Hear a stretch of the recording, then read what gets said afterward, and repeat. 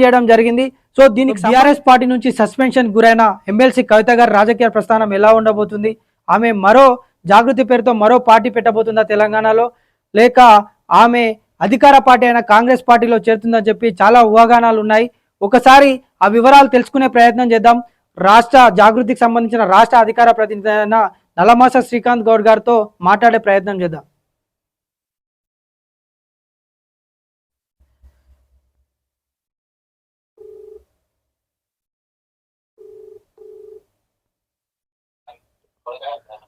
Hello hello అన్న, నమస్తే అన్న.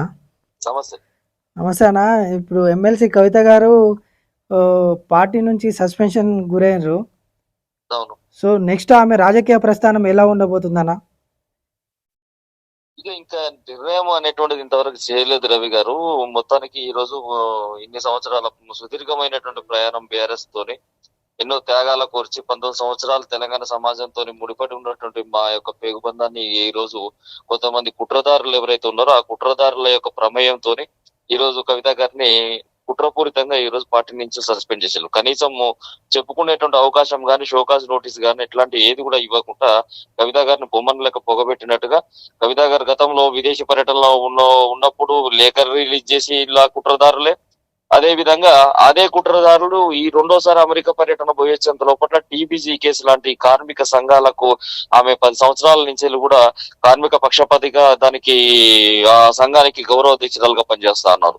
కార్మిక సంఘాలను కార్మిక చట్టాలను గౌరవించినటువంటి బీఆర్ఎస్ పార్టీ కవిత గారు లేని సమయంలో, ఊర్లో లేని సమయంలో కనీసం జనరల్ బాడీ మీటింగ్ అనేటువంటిది కూడా కండక్ట్ చేయకుండా శ్రీమతి కల్వకుంట్ల కవిత గారిని గౌరవ అధ్యక్షురాలుగా తప్పించారు. ఆ రోజే మేము డిసైడ్ అయిపోయినాము ఎప్పటికైనా పార్టీ పంపించేటువంటి ప్రయత్నంలో ఉన్నది. ఈ రోజు పార్టీలో అంతర్గతమైనటువంటి ప్రజాస్వామ్యానికి ఎక్కడ కూడా చోటు లేకుండా ఇలా అభద్రతకు గురైతున్నది పార్టీ సంబంధించినటువంటి నాయకత్వం. అదే విధంగా అక్కడ ఉన్నటువంటి నాయకులు ఆ విధంగా గురైతున్నారు. కాబట్టి కవిత గారు ఉంటే ఏదో థ్రెట్ గా ఫీల్ అవుతున్నారు. కవిత గారు ఉంటే వాళ్ళ కుర్చీలకు ప్రమాదం వస్తుందేమని చెప్పేసి భయపడుతున్నారు. అందులో భాగంగానే ఈ రోజు కవిత గారు గతంలో ఎప్పటి నుంచో చెప్పుకుంటూ వస్తున్నట్టుగానే సేమ్ అదే పద్ధతిలో ఈ రోజు కవిత గారి పైన ఏకపక్షంగా వాళ్ళు ఇవాళ వేటు వేసి మరొక పార్టీ పెట్టబోతుందా మరి జాగృతి పేరుతో, లేదంటే వేరే పార్టీలో ఏదైనా కలవబోతుందా? చాలా మంది కూడా అనుకుంటా ఉన్నారు అధికార పార్టీ అయిన కాంగ్రెస్ తో ఆమె చర్చలు జరుపుతున్నట్టుగా తెలుస్తా ఉంది. చాలా మంది అదే విధంగా అనుకుంటున్నారు. దానికి మీరు ఏ విధంగా స్పందిస్తారు? మేము ఏ పార్టీని సంప్రదించలేదు, ఏ పార్టీలోకి వెళ్లాల్సినటువంటి గతంతరం లేనటువంటి పరిస్థితి కవిత గారికి లేదు. కవిత గారు కేసీఆర్ గారి కుమార్తె, ఆయన రక్తం మంచుకుని పుట్టినటువంటి బిడ్డ, ఉద్యమ ప్రస్థానం ఉన్నటువంటి బిడ్డ, ఏదైతే తెలంగాణ ప్రజల పట్ల ఒక విశ్వాసం కలిగినటువంటి వ్యక్తి. కొన్ని సంవత్సరాలు అంటే 2006 నుంచి మొదలుకుంటే 2014 వరకు 9 సంవత్సరాలు కాలికి బలపం కట్టుకున్న చందంగా యావత్ తెలంగాణ మొత్తం కూడా 1,00,000 కిలోమీటర్లు పాదయాత్ర చేసేసి సబ్బండ వర్గాల యొక్క బాధలను ఆకలింపు చేసుకున్నటువంటి నాయకురాలు. ఆమెకు బతుకమ్మ ద్వారా బతుకమ్మను విశ్వపీఠం పైన నిలబెట్టినటువంటి బతుకమ్మగా ఈ రోజు తెలంగాణ ప్రజలందరూ కూడా ఆమెను, మహిళలందరూ కూడా ఆమెను కొలుస్తారు, ఆమెను పిలుస్తారు బతుకమ్మగానే. కాబట్టి అంతటి చరిష్మా ఉన్నటువంటి నాయకురాలు. కాబట్టి ఈ రోజు ఇంకో పార్టీలోకి పోయి మనం ఎవరికో పావు కావాలని చెప్పేసి ఈ రోజు బీఆర్ఎస్ పార్టీ మాట్లాడుతున్నట్టుగా మేము ఎవరికి అవకాశం ఇవ్వడానికి సిద్ధంగా లేం. ఏదైనా ఉంటే రాజకీయ పరమైనటువంటి నిర్ణయం ఏదన్నా, రాజకీయ పార్టీ పరమైనటువంటి నిర్ణయం ఏమున్నా శ్రీమతి కవిత గారు రేపు పొద్దున 11 గంటలకు ప్రెస్ మీట్ నిర్వహిస్తున్నారు తెలంగాణ జాగృతికి సంబంధించినటువంటి భవన్ లో. తెలంగాణ అక్కడ జరిగేటువంటి ఆ యొక్క ప్రెస్ మీట్ లో తను ఇవి అన్ని కూడా వారే స్వయంగా చెప్పేటువంటి అవకాశం ఉంది. ఎందుకన్నా అంటే వేరే ఎవరో వ్యక్తులు థర్డ్ పర్సన్ చెప్తే నమ్మే పరిస్థితిలో వాళ్ళ తండ్రి కానీ వాళ్ళ అన్న కానీ ఉన్నారు అనుకుంటున్నా. ఇప్పుడు వాళ్ళ పార్టీ కదా, సో సొంతం తండ్రి గారే సస్పెన్షన్ చేసేంత పరిస్థితి ఎందుకు వచ్చిందంటారు అసలు? ఇప్పుడు కేసీఆర్ గారి ముందు ఒక పద్మ వ్యూహాన్ని అల్లిల్లు. ఆ పద్మ వ్యూహంలో భాగంగా జోగనపల్లి సంతోష్రావు మాజీ రాజ్యసభ సభ్యులు ఎవరైతే ఉన్నారో తను కీలక ప్రతినిధిగా తను వ్యవహరిస్తా ఉన్నాడు.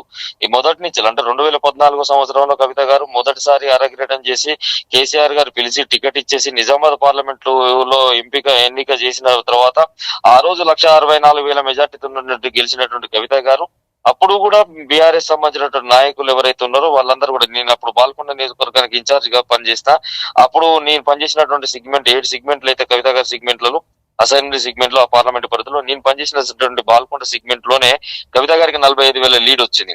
అక్కడ ఉండబడేటువంటి ఎమ్మెల్యే మీరు ఎమ్మెల్యేగా ఓటు మాత్రం కారు గుర్తుకు వేయండి, ఎంపీగా మీ ఇష్టం మీరు రిటర్న్ వేసుకోండి అని చెప్పేసి ఆ రోజే దుష్ప్రచారాలు చేసిండ్రు. అంటే కవిత గారు ఈ 10 సంవత్సరాల్లో కూడా అధికార పార్టీలో ఉన్నప్పటికీ కూడా అధికార పార్టీలో కూడా ఇలా ప్రతిపక్షంగానే ఉన్నారు. రవి గారు మీరు ఒక్కసారి గమనించండి. ఇలా మీరు అనేక సమాజంలో మీరు అనేక సామాజిక ఉద్యమాల నుంచి కూడా మీరు వచ్చినటువంటి వ్యక్తి. ఇలా మీరు ఒక న్యూస్ ఛానల్ ప్రజెంట్ చేస్తూ ఇలా మహబూబ్నగర్ సమాజం ప్రజలకు న్యాయం చేసేటువంటి విధంగా మీరు ఒక గొప్ప ఛానల్ ఒక ప్లాట్ఫామ్ ని ఏర్పాటు చేసుకుని మీరు ప్రజా సమస్యలపైన గలమెత్తుతున్నటువంటి వాళ్ళు. మీరు యావత్ తెలంగాణ మొత్తం కూడా తిరిగి వచ్చిండ్రు. ఒకసారి సిరిసిల్ల నియోజకవర్గానికి పోదాం. సిరిసిల్ల నియోజకవర్గం ఏ విధంగా ఉంది, సిద్దిపేట నియోజకవర్గం ఏ విధంగా ఉంది, నిజామాబాద్ సంబంధించిన జిల్లా కనుక పోతే మనకు పరిస్థితులు అనేటువంటి అవగాహం అయితే కవిత గారిని ఏ విధంగా నిధుల కొరత ఇచ్చేసి కవిత గారి మాట సాగకుండా కవిత గారు చెప్పిన పనులు చేయకుండా ఏ విధంగా వీళ్ళు ఎంత క్షోభ పెట్టిళ్ళు వీళ్ళు మొదటి నుంచి అనేటువంటిది అంతా కూడా ఈ 10 ఏళ్ళు కూడా తన పంటి కింద బిగబెట్టుకొని ఉన్నది. ఇలా కవిత గారు సాధారణ ఎన్నికల ముందు జరిగినటువంటి కేసు అయితే కాదు కదా, లిక్కర్ కేసు. అంటే నేను ఒక పాయింట్ రేజ్ చేయాలనుకుంటున్నా, ఎందుకంటే సొంత అన్నతోటే విభేదాలు ఉన్నాయని చెప్పి ఇప్పుడు వాళ్ళకి తెలియకుండా వాళ్ళే వెనకాల నుంచి టార్గెట్ చేస్తున్నారని చెప్పి కొంతమంది అనుకుంటా ఉన్నారు. కేటీఆర్ గారితోనే మొత్తానికైతే విభేదాలు అనేటువంటిది అయితే ఎక్కడ కూడా లేవు కేటీఆర్ గారితోని. కేటీఆర్ గారు 2009 సంవత్సరంలో మొదటిసారి అరగ్రేటం చేసి సిరిసిల్ల నుంచి కంటెస్టెడ్ చేసినప్పుడు, కేకే మహేందర్ రెడ్డి గారి మీద కంటెస్టెడ్ చేసినప్పుడు కేటీఆర్ గారు అక్కడ పనిచేసుకోలేనటువంటి పరిస్థితులు ఉండే. అప్పటికే ఒక క్యాడర్ గాని ఒక నిర్మాణం గాని లేనప్పుడు కూడా తెలంగాణ జాగృతి అప్పటికే 2006 నుంచి ఫీల్డ్ లో ఉన్నది. 2006లో తెలంగాణ జాగృతి స్థాపించిన తర్వాత 2006 నుంచి మేము వివిధ రకాలైన చారిత్రక కట్టడాలను ఏదైతే ధ్వంసమైపోతున్నటువంటి రచనలను వీటన్నిటి గ్రంథస్థం చేసుకుంటూ కవిత గారు తెలంగాణ సాహిత్యాన్ని గ్రంథస్థం చేసుకుంటూ ఇక్కడ సంస్కృతులను పునర్నిర్మాణం చేసుకుంటూ పనిచేస్తా ఉన్నారు. ఆ టైంలో 2009లో సిరిసిల్ల నుంచి తాను కంటెస్టెడ్ చేసినటువంటి సందర్భంలో కూడా ఒక అదృష్టహస్తం లాగా కవిత గారు సిరిసిల్లలో గ్రౌండ్ ప్రిపేర్ చేసి కేటీఆర్ గెలుపులో ఆమె భాగస్వామ్యమైనటువంటి విషయం చాలా మంది తెలంగాణలో సంబంధించినటువంటి బీఆర్ఎస్ పార్టీ శ్రేణులకు కూడా తెలియనటువంటి అంశం. మరి అంతా బానే ఉంది అంటున్నారు. మరి సొంతము తండ్రి గాని ఇప్పుడు వాళ్ళ అన్న గాని కూడా మొన్న ఒక ఇన్సిడెంట్ జరిగింది, తిన్మార్ మల్లన్న గారి ఆఫీస్ పైన జాగృతి కార్యకర్తల పైన కొన్ని వాళ్ళు వచ్చి దాడి చేయడం, ఆ విషయం పైన కనీసము కవితకు సానుభూతి కూడా తెలుపలేరు. సొంత అన్న కూడా అదే దౌర్భాగ్యం, అదే అభద్రత. మేము బాధపడేది కూడా ఆ దౌర్భాగ్య పరిస్థితులు ఎందుకు తీసుకొచ్చి ఉన్నారు. ఇవాళ సంతోష్ రావు గారు గాని హరీష్ రావు గారు గాని ఈ రోజు పార్టీని మొత్తం కూడా వాళ్ళ చేతులకు వాళ్ళ కబంధ హస్తాలకు తీసుకున్నారు. కేసీఆర్ గారికి ఎవరికి కూడా కలవకుండా, ఏ ఒక్క నాయకుని కూడా కలవకుండా, అప్రోచ్ అనేటువంటి లేకుండా, యాక్సెస్ అనేటువంటి లేకుండా చేస్తున్నటువంటి వ్యక్తి జోగినపల్లి సంతోష్ రావు గారు. ఈ రోజు దీన్ని అంతటిని పెంచి పోషిస్తున్నటువంటి వ్యక్తి హరీష్ రావు గారు. కొంతమంది ఎమ్మెల్యేలకు ఈ రోజున ఫండింగ్ కూడా చేసేసి వాళ్ళు గెలిస్తే తగిన మెజార్టీ కనుక వచ్చే విధంగా గెలిస్తే హరీష్ రావు సంబంధించినటువంటి వర్గాన్ని పెట్టుకుని గవర్నమెంట్ ఫామ్ చేయాలనేటువంటి ఒక నిర్ణయానికి వచ్చినటువంటి వ్యక్తి ఒక చాప కింద నీరులాగా ఒక అదృష్టం లాగా కదులుతూ తన మంచిని బయటికి ప్రజెంట్ చేస్తా ఉన్నాడు. కానీ తన లోపల ఉన్నటువంటి కోరికలన్నిటి కూడా ఒక బ్యాలెన్స్డ్ గా మెయింటైన్ చేస్తూ మేకవెల్ల పుణ్యలాగా నటిస్తున్నటువంటి పరిస్థితిని ఇలా మనం చూస్తా ఉన్నాం. అందులో భాగంగా కవిత గారు ఎక్కడ అడ్డు వస్తారో, కవిత గారు ఒక మహిళ, ఆమెకు సొంత చరిష్మా ఉన్నది. మొదటి నుంచి కవిత గారు డైరెక్ట్ 2014 వచ్చి నాకు టికెట్ ఇవ్వాలని చెప్పి ఇవన్నీ కేటీఆర్ చేస్తున్నా అనుకోవచ్చానా కవిత పైన? అట్లే ముందు పార్టీలో కేటీఆర్ గారు చేస్తున్నారు అనేటువంటిది మేము భావిస్తలేము. ప్రధానంగా మేము నిన్న మా అధ్యక్షురాలు ఆరోపించింది కూడా జోగినపల్లి సంతోష్ రావు గారి మీద, హరీష్ రావు గారి మీదనే కుట్రలన్నీ చేస్తున్నటువంటి విషయాన్ని ఆమె బయటపెట్టడం జరిగింది. నేను అనుకుంటున్నా ఈ రోజు చంద్రబాబు నాయుడు సంబంధించినటువంటి విషయంలో ఆ రోజు ఎన్టీ రామారావు ప్రభుత్వం ఉన్నప్పుడు ఎన్టీ రామారావును అస్థిరపరిచే విధంగా మామకు వెన్నుపోటు పొడిచినటువంటి వ్యక్తి చంద్రబాబు నాయుడు.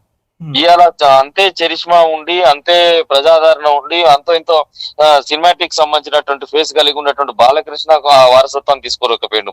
పురంధేశ్వరి ఆరో వారసత్వాన్ని తీసుకోలేకపోయింది ఎన్టీ రామారావు గారి కుమార్తె. కానీ అల్లుడుగా చంద్రబాబు నాయుడు వచ్చేసి అందలాలు ఎక్కించినటువంటి పరిస్థితి, బాలకృష్ణతో వియ్యం అందుకున్నటువంటి పరిస్థితి. కేటీఆర్ కూడా వీళ్ళ నుంచి ముప్పు ఉంది అనుకోవచ్చా?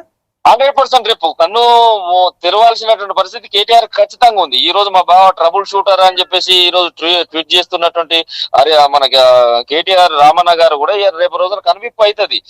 ట్రబుల్ షూటరా ట్రబుల్ హీటరా అనేటువంటిది కొద్ది రోజుల్లో తెలుస్తుంది. ఆ హీట్ ఏందన్నది కేటీఆర్ కూడా తెలుస్తుంది.